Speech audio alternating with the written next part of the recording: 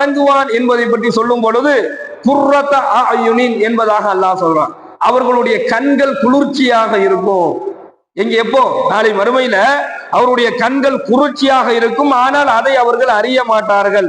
அப்படிப்பட்ட உயர்தரமான சொர்க்கத்தை நான் அவர்களுக்காக வேண்டி வைத்திருக்கிறேன் என்பதாக அல்லாஹ் சொல்றான். அல்லாஹ்விடத்துல தௌபா செய்யக்கூடியவர், ஹராமான விஷயங்களை விட்டு ஒதுங்கி கொள்ளக்கூடியவர்களுக்கு அல்லாஹ் கொடுக்கக்கூடிய அன்பளிப்பு குர்ரத ஆயுனின். அந்த சொர்க்கத்தை பார்த்தா அவருடைய கண்கள் குளிர்ச்சி அடைஞ்சிரும். மேலும் ஸல்லல்லாஹு அலைஹி வஸல்லம் அந்த சொர்க்கத்தை பற்றி சொல்லும் பொழுது சொல்றாங்க, அல்லாஹ்வினுடைய அருள் மொத்தம் 100.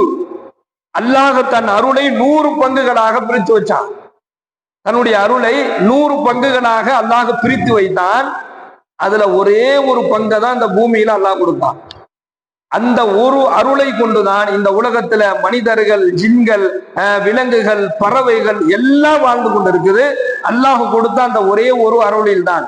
மீதி 99 அருளையும் அல்லாஹ் சொர்க்கவாதிகளுக்கு சொர்க்கத்திலே வழங்குவான் என்பதாக நபிகள் நாயகம் ஸல்லல்லாஹு அலைஹி வஸல்லம் சொன்னாங்க. அப்ப அல்லாஹ்வுடைய ஒரு அருள்ல தான் இந்த உலகத்துல எல்லாருக்குமே இரக்கம் இருக்குது.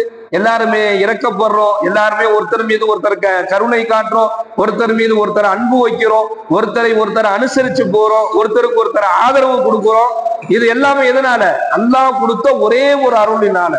மீதி 99 அருளும் சொர்க்கவாதிகளுக்கு அல்லாஹ் சொர்க்கத்துல வழங்குவான் என்பதாக ஸல்லல்லாஹு அலைஹி வஸல்லம் சொல்றாங்க. நுஸுலம் மின் கஃபூருர் ரஹீம். அல்லாஹ் சொல்றான், பெரும் மன்னிப்பையாளன், பெரும் கிருபையாளன் நான் என்பதாக அல்லாஹ் சொல்றான்.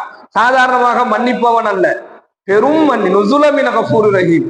பெரும் மன்னிப்பாளன் நான் தான், பெரும் கருணையாளனும் கிருபையாளனும் நான் தான். எனவே அல்லாஹ்விடத்துல ஒருவர் தௌபா செய்து விட்டால் நிச்சயமாக அல்லாஹ் அவரை மன்னிக்கிறான். அல்லாஹ்விற்கு மாறு செய்வதை ஒருவர் கைவிட்டு விட்டார் அப்படின்னு சொன்னா அவர் நாளை மறுமை நாளையில சலாம் சொல்லி சொர்க்கத்திற்கு வரவேற்கப்படுவார் என்பதாக நபிகள் நாயகம் ஸல்லல்லாஹு அலைஹி வஸல்லம் சொன்னார்கள். அத்தகைய சொர்க்கத்தில் நுழையக்கூடிய நல்ல நசீபை ரப்புல் ஆலமீன் நமக்கும் நம் குடும்பத்தார்களுக்கும் நம் சந்ததிகளுக்கும் வழங்கி அருள் புரிவானாக. வாயிதாவானா அல்ஹம்துலில்லாஹி ரப்பில் ஆலமீன். அஸ்ஸலாமு அலைக்கும் வரஹ்மத்துல்லாஹி வபரகாத்துஹு. சுப்ஹானல்லாஹி வபிஹம்திஹி சுப்ஹானக்கல்லாஹு